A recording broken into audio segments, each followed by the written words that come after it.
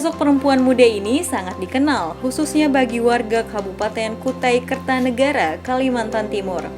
Selama 5 tahun menduduki kursi bupati, ia berhasil membawa perubahan dan kemajuan mendasar di kabupaten berpenduduk 680.000 jiwa ini. Berkat pencapaiannya, Presiden Joko Widodo pun menganugerahi tanda kehormatan Satya Lancana Karya Bakti Prajanugraha sebagai bupati berkinerja terbaik pada 25 April 2015 lalu. Pencapaian Rita sebagai Bupati Kukar memang cukup mengesankan.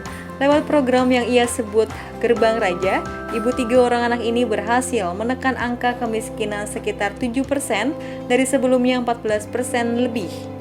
Ia juga dinilai berhasil mendorong reformasi birokrasi di lingkungan Pemkab Kukar dan menempatkan Kukar di ranking 14 dalam hal akuntabilitas layanan publik.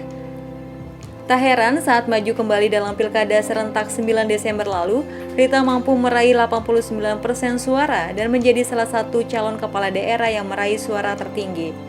Dalam 100 hari periode kedua kepemimpinannya, Rita mengaku akan melanjutkan program kerja Gerbang Raja Jilid 2 yang diantaranya fokus mengembangkan ekonomi rakyat, pendidikan, infrastruktur, termasuk pemberdayaan kaum perempuan dan anak.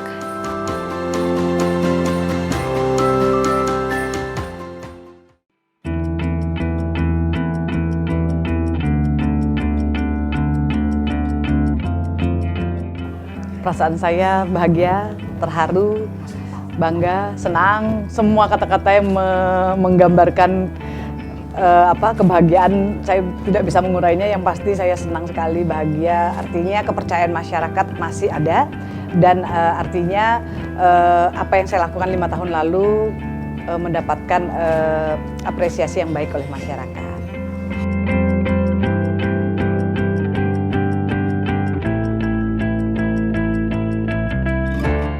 Program 100 hari saya ke depan, ketika saya sudah dilantik, saya pasti akan menjabarkan yang namanya program Gerbang Raja Jilid 2, di mana kami punya program unggulan. Secara bertahap akan kami realisasikan 1 ketua RT 1 laptop, 1 guru 1 rumah bagi guru yang tidak punya rumah, 100 juta setiap sekolah. Karena itu hanya menganggarkan saja, menyisihkan anggaran 100 juta setiap sekolah dari SD, SMP sampai pesantren untuk dana taktisnya. Kemudian menyisihkan 10% anggaran untuk pertanian dalam arti luas, menyisihkan 3% anggaran untuk perempuan dan kesehatan. Artinya kami akan menggratiskan pelayanan melahirkan dan periksa kehamilan di Kabupaten Kutai Kartanegara. Kemudian saya akan menyisihkan juga pendanaan untuk kaum perempuan, membuat bank-bank sampah dan membuat pelatihan klinik-klinik pemuda mandiri di Kabupaten Kutai Kartanegara. Ini karena sistemnya yang 100 hari ini kan hanya penganggaran saja. Kalau 1 guru 1 rumah ini bagaimana saya membuat mapping yang mana guru yang tidak punya rumah di kecamatan mana, terus kemudian kita akan mapping, akan kita berikan support dana terus pembebasan lahan. Jadi saya pikir 100 hari kerja saya, dan satu lagi saya akan membentuk PU di seluruh kecamatan di Kabupaten Kutai Kartanegara untuk membangun daerah-daerah pinggiran sehingga pada 100 hari saya kerja, saya langsung akan duduk membentuk pekerjaan umum atau PU di setiap kecamatan di Kabupaten Kutai Kartanegara.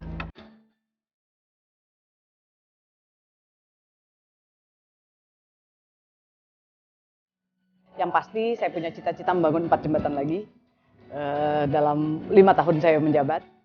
Mudah-mudahan bisa, dan ini langsung kalau saya menjabat, saya akan langsung meminta juga kepada pusat untuk pendanaannya, kepada provinsi.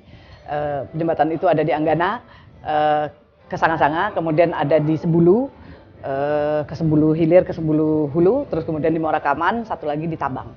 Insya Allah kalau dananya cukup, kita akan membangun 4 jembatan dan membangun jalan dari desa ke desa yang akan saya serahkan kepada PU yang ada di setiap kecamatan. Saya juga akan menyambungkan beberapa jalan-jalan besar, itu pekerjaannya PU di kabupaten. Tapi pembangunan PU yang di kecamatan itu adalah jalan desa ke desa dan jalan-jalan sawah.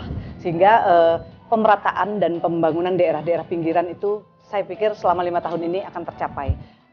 Insya Allah, karena menurut saya dalam catatan PU itu hanya tinggal 35% lagi jalan yang belum diperbaiki. Insya Allah kalau 5 tahun ini mudah-mudahan jalan kita bisa selesai dengan baik.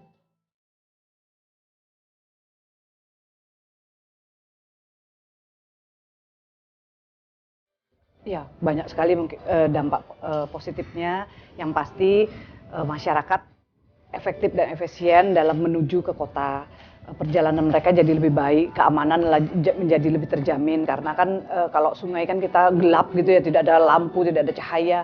Tapi kalau dengan jalan, selain waktunya lebih diperpendek, kemudian lebih cepat dan yang pasti lebih murah lah dengan jalan darat dibandingkan dengan jalan udara. Mungkin biayanya sangat mahal, kalau kita naik speedboat itu bisa sampai 18 juta. Jadi alhamdulillah ini artinya menambah kesejahteraan masyarakat, perekonomian masyarakat. Saya yakin dan percaya bahwa akan lebih baik lagi, sembako akan lebih murah lagi karena dengan adanya jalan ini maka percepatan pembangunan dan perekonomian masyarakat akan lebih meningkat.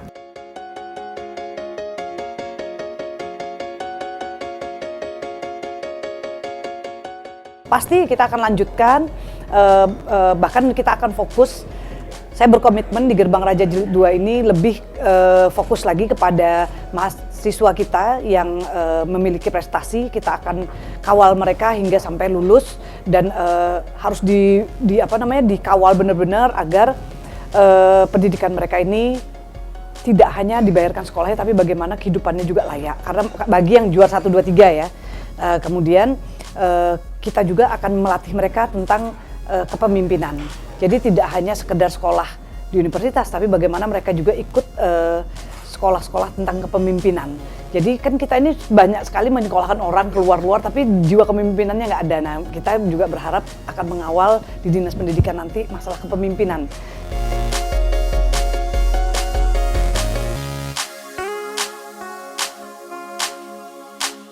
Kemarin tuh memang sudah dicanangkan ada 2 desa yang akan saya bongkar, tapi yang baru berhasil masuk dalam perencanaan dan land clearing itu baru 1 desa. Artinya masih ada 3 desa lagi yang harus saya pindah. Itu pasti akan saya laksanakan di tahun ini karena hanya dengan cara itu mereka bisa hidup layak dan tidak kena banjir jika air dalam. Jadi 3 daerah ini tinggal pendekatan karena memang jujur yang satu yang menolak ini saya belum ke sana.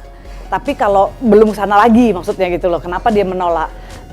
Dan anehnya di desa itu saya menang. Di desa itu saya menang telak gitu loh. Padahal mereka waktu itu menolak untuk dipindahkan. Nah, kayak nanti kalau menang ini saya akan datang ke mereka menanyakan bener apa nggak mau dipindah. Sudah ada 1 desa lagi yang tadinya tidak masuk perencanaan saya minta dipindah. Karena hanya dengan cara dipindah mereka itu bisa tidak kena banjir karena setiap 3 tahun sekali Kutai Kartanegara itu akan mengalami air pasang. Airnya pasang banget gitu. Jadi sehingga desa itu memang ada di kawah gitu loh. Jadi memang pasti kena banjir. Jadi saya udah ngeliat juga dari heli gitu ya, dari atas itu. Nggak mungkin kamu nggak kena banjir karena kamu tinggalnya di lembah gitu loh, yang memang daratannya rendah gitu. Jadi satu-satu cara kamu harus pindah ke gunung gitu loh. Nanti kita buatkan infrastrukturnya dan mereka akhirnya mau. Dan 1 desa sudah kita land clearing di Morakaman. Dan itu pasti kita lakukan lagi, bedah rumah juga. Kurang sedikit lagi sebetulnya bedah rumah di Kabupaten Kutai Kartanegara itu kan jumlahnya 3.150. Saya sudah membangun 2.484. Nah, mungkin sisanya itu mungkin ada tambah-tambahan lagi ya pasti saya selesaikan sampai 2021. Yang pasti ada juga 1 program 1 guru 1 rumah. Artinya ternyata di Kutai Kartanegara itu ada 7.000 guru yang tidak punya rumah, luar biasa kan, dan mereka itu kontrak gitu ya. Jadi dengan gajinya yang hanya sekian, dia harus bayar kontrak, harus mikirkan anak-anak orang gitu. Jadi menurut saya memang saatnya Kutai Kartanegara memikirkan guru-gurunya untuk lebih baik lagi dan layak di Kabupaten Kutai Kartanegara.